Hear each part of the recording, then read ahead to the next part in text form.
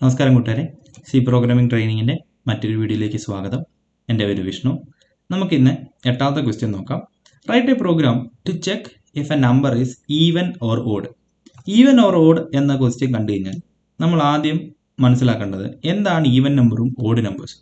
Odd numbers എന്ന് പറഞ്ഞാൽ 1, 3, 5, 7 അങ്ങനെയുള്ള നമ്പറുകളാണ് ഓഡ് നമ്പേഴ്സ്. ഈവൻ നമ്പേഴ്സ് എന്ന് പറഞ്ഞാൽ വേണമെങ്കിൽ 0യും കൂട്ടാം. 0, 2, 4, 6, 8 ഇങ്ങനെ പോകും.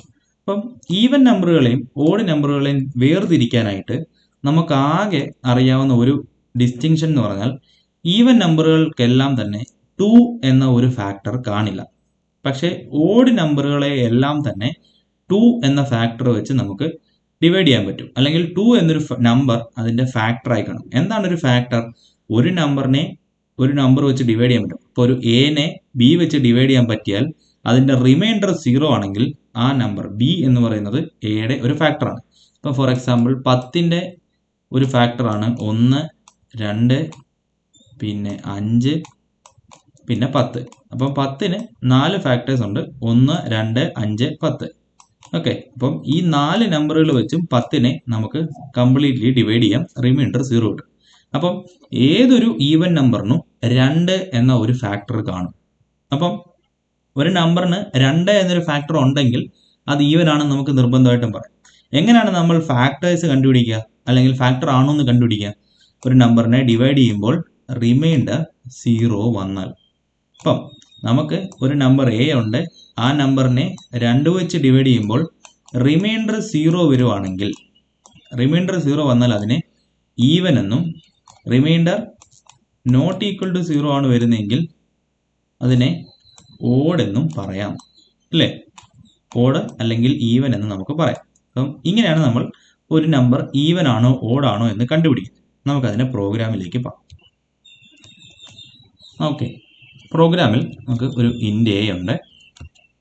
പ്രിന്റ്എഫ് enter the number scanf %d ampersand if a %2 equal to 0 ആണെങ്കിൽ printf %d is an even number, a. ഇനി അതല്ല എൽസ് ആണെങ്കിലോ? എൽസ് ആണെങ്കിൽ printf %d is not an even number.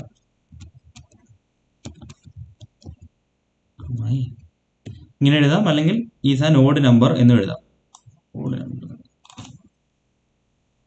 Is an odd number. Okay, നമുക്ക് run ചെയ്ത് നോക്കിയാലോ.